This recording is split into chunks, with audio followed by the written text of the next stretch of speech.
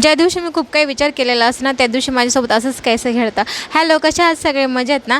आज मला hair wash करायचं होतं, कारण कुठे बाहेरही जायचं होतं आणि म्हटलं खूप दिवस हेअर वॉश काही केलेलं नव्हतं. म्हटलं चला आज थोडंसं का पाणी असेल ना त्यातच करून घेऊयात, कारण की ना पाण्याची खूप टंचाई चालू आहे सध्या.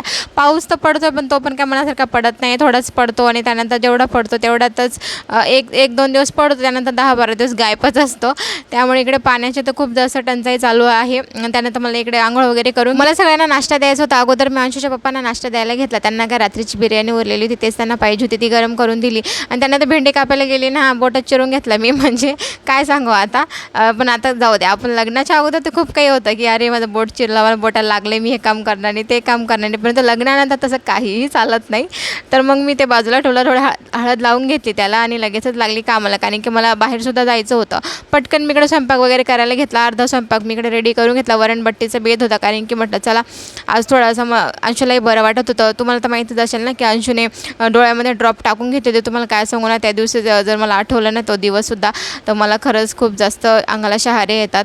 आणि खरंच लहान मुलांना किती लक्ष ठेवायचं, मी तर तुम्हाला शॉर्ट व्हिडिओमध्ये सुद्धा ती गोष्ट शेअर केलेलीच आहे. पण त्याच्याच रिलेटेड एक गोष्ट मला तुमच्याशी शेअर करावीशी वाटली, तीच मी आज करणार आहे. मला एक सांगा, आपण डॉक्टरांना देव मानतो, हो मानायलाच पाहिजे, मी सुद्धा देवच मानेल, कारण की आमच्यासाठी ते डॉक्टर ते देवासारखेच झाले ना. कारण की अंशूचा डोळा त्यांनी वाचवला, म्हणजे मी वाचवलाच म्हणेल, कारण की खूप जास्त त्याचा डोळा म्हणजे काहीही होऊ शकलं असतं, कारण की ते फेविक्विक होतं ना. दुसरी काही गोष्ट असली असती तर ठीक होतं, परंतु ही गोष्ट अशी होती ना थोडीशी खूप घाबरवणारी होती. त्यामुळे मग आम्ही गेलो डॉक्टरांकडे. त्यानंतर डॉक्टरांनी अगोदर आम्हाला काय प्रश्न विचारला माहिती तुम्हाला, की याचे एवढे पैसे लागतील तर तुम्ही देऊ शकता. म्हणजे मुलगा टेबलावर लेटलेला आहे, त्यानंतर तो खूपच रडतोय, कारण की त्याला ते खूप जास्त आगाग होत होती ना डोळ्याची. त्यामुळे आम्ही काय उत्तर देणार आहे, आमच्या जागी तुम्ही असणार किंवा कोणतेही आईवडील असतील ते होकारच देतील ना. त्यांच्याकडे असतील पैसे किंवा नसतील पैसे, तरीसुद्धा ते तर मनात नाही करू शकत ना त्या ठिकाणी, कारण की मुलाला वाचवणं खूप गरजेचं होतं त्यावेळेस, त्याचा डोळा वाचवणं खूप गरजेचं होतं. त्यानंतर मग आम्ही तर बोललो की हो होतं म्हणून.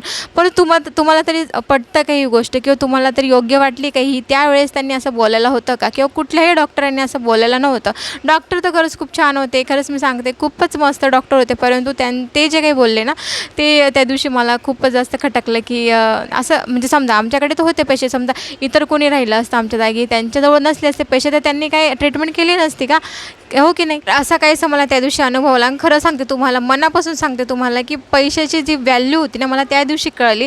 मला इतर वेळेस काही एवढं वाटत नव्हतं की पैसे आहेत, ते एवढी महाग आहे, ते एवढं स्वस्त आहे, काहीच नाही. परंतु त्या दिवशी जी मला 1500 रुपयाची जी मला व्हॅल्यू खरं सांगू ना तुम्हाला कळली ना, ती आयुष्यभर माझ्या लक्षात राहील. त्यानंतर मी हे फळं घेतलेलं होतं. तर खरं सांगू तुम्हाला याचा अनुभव अजिबात चांगला नव्हता. पण पुढच्या व्लॉगमध्ये काळजी घ्या, सेफ राहा, बाय.